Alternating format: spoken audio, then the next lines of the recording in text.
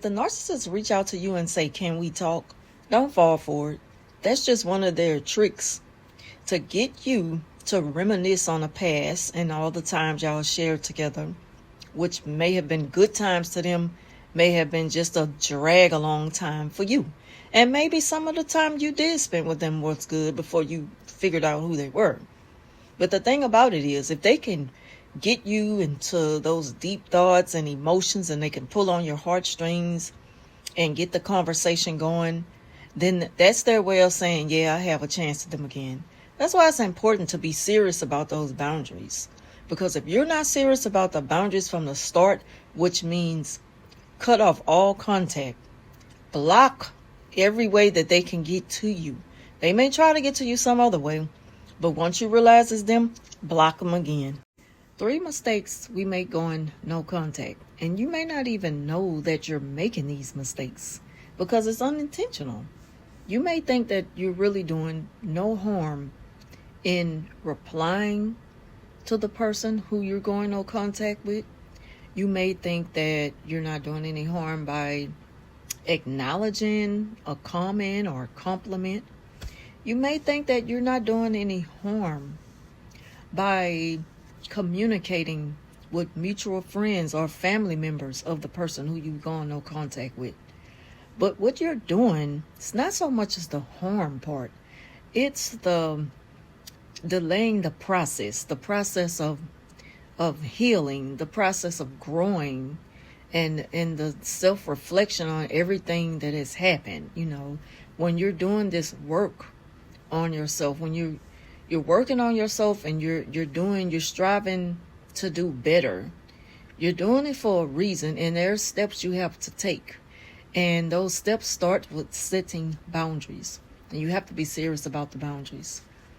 Even with yourself, you have to stop yourself from doing certain things that you have made a habit out of, which again, it's not harmful. It's not out of the ordinary. It's normal to reply to someone, you know. And it's just showing common decency. But when you're going no contact for that reason alone, because things didn't work out for you, you know, it just wasn't a good situation to be in with this person, then you can't really beat yourself up on it. You're going to have to stick with one way or the other. And if you're serious about, you know, going no contact with this person, you have to make sure that you don't reply to them in any way possible. They will try you. That's their job. That's their thing. That's their habit. You know, that's what they're gonna do. But that doesn't mean that because you're a nice person, you have to respond to them. You don't have to acknowledge them reaching out to you. You have to be stern. You got to be serious with yourself first. And you have to say, I got to cut it off for good, which means no reply. No communication at all.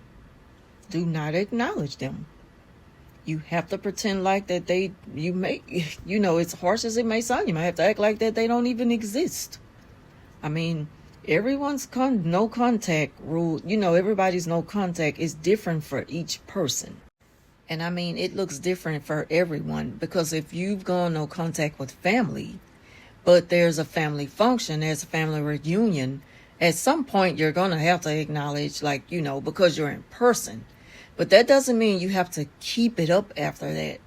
Once that family reunion is over with for the day, and you go back to where you were, go back home or to the hotel room, because, some family reunions are 2 days in a row.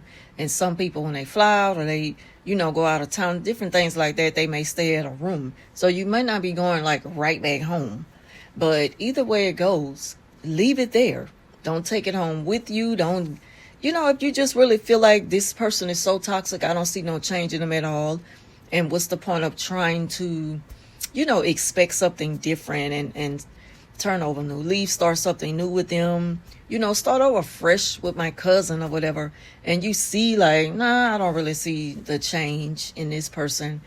You don't have to deal with it. You don't have to take that home with you. You could leave it right there.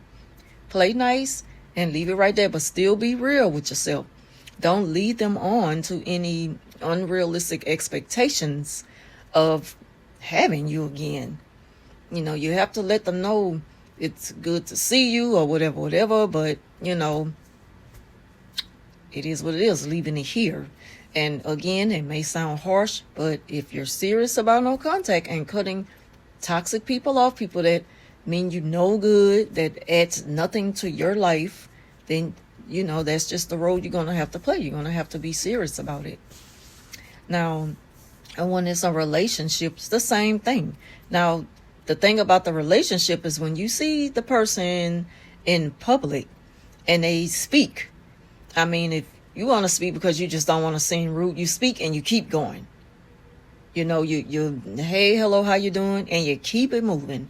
You don't stand there and entertain a long, drawn-out conversation. That's their way of just sucking you back in. The longer you stand there and talk, the more they get out of you. Like, why?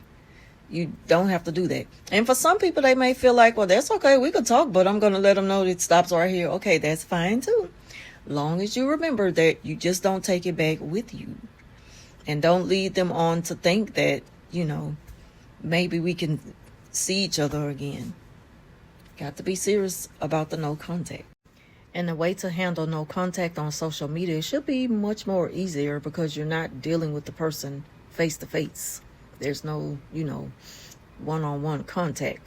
So, you just seen them on a screen or on your phone and you can just block. You could just block. Easy. Now they may attempt to reach out to you again from a different account. Block them again once you realize, oh, I know who this is.